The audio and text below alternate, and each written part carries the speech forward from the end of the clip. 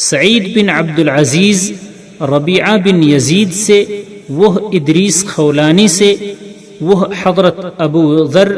جندب بن جنادہ سے روایت کرتے ہیں کہ نبی صلی اللہ علیہ وسلم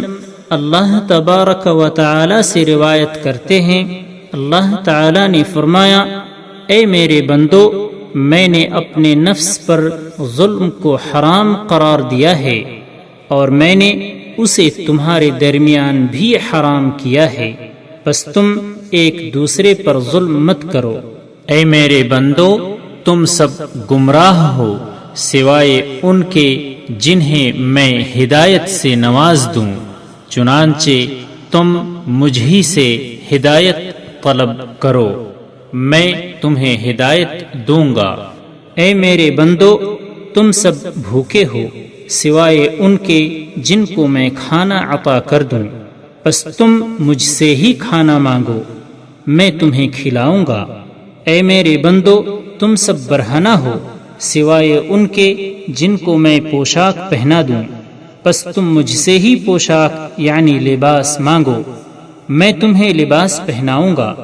اے میرے بندو، تم رات دن گناہ کرتے ہو اور میں تمام گناہوں کو معاف کرتا ہوں، پس تم مجھ سے ہی مغفرت یعنی بخشش طلب کرو، میں تمہیں بخش دوں گا۔ اے میرے بندو، تم میرے نقصان کو نہیں پہنچ سکتے کہ تم مجھے نقصان پہنچا سکو،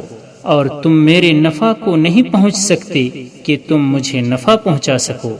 یعنی تم مجھے نقصان یا نفع پہنچانے پر قادر نہیں۔ اے میرے بندو، اگر تمہارے اول اور آخر،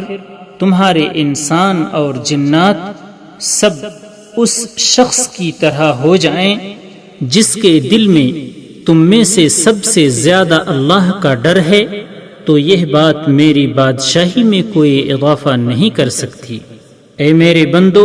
اگر تمہارے اول اور آخر، تمہارے انسان اور جنات اس شخص کی طرح ہو جائیں جو تم میں سے سب سے زیادہ فاجر و فاسق ہے، تو یہ چیز میری بادشاہی میں کوئی کمی نہیں کر سکتی۔ اے میرے بندو، اگر تمہارے پہلے اور پچھلے انس و جن سب ایک کھلے میدان میں جمع ہو کر مجھ سے سوال کریں اور میں ہر ایک کو اس کے سوال کے مطابق عطا کر دوں، تو اس سے میرے خزانوں میں اتنی ہی کمی آئے گی جتنی کمی سوئی کو سمندر میں ڈال کر نکالنے سے سمندر کے پانی میں ہوتی ہے۔ اے میرے بندو، یقیناً تمہارے اعمال ہیں جن کو میں تمہارے لیے گن کر رکھتا ہوں، پھر تمہیں ان کا پورا بدلہ دیتا ہوں، بس جو بھلائی پائے وہ اللہ کی حمد کرے، اور جو اس کے علاوہ پائے بس وہ اپنے ہی نفس کو ملامت کرے۔ سعید بن عبد العزیز رحمہ اللہ کہتے ہیں کہ ابو ادریس خولانی جب بھی یہ حدیث بیان کرتے تو اپنے گھٹنوں کے بل گر پڑتے۔ روایت کیا اس کو مسلم نے، اور ہم نے امام احمد رحمہ اللہ سے روایت کیا ہے، انہوں نے کہا اہل شام کے پاس اس سے زیادہ فضیلت والی حدیث نہیں ہے۔ سبسکرائب کیجئے ہمارے چینل اور دبائیے بیل کا آئیکن تاکہ آپ کو ریگولر نوٹیفیکیشن اپڈیٹس مل سکے۔